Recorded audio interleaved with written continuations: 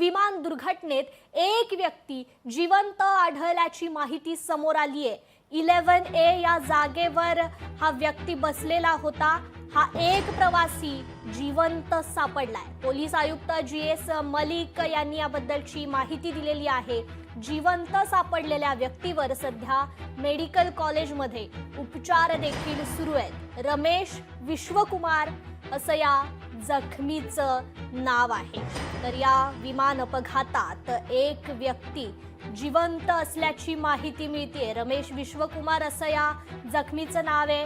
ANI वृत्तसंस्थेने याबद्दलची ही माहिती दिलेली आहे। 11A या जागेवर हा व्यक्ती बसलेला होता।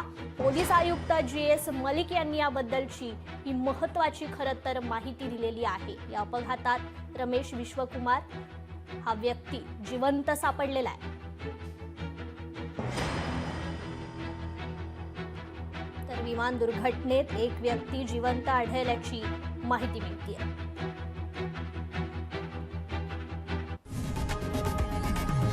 लोकशाही मराठी ऐका, पहा, जागरूक रहा।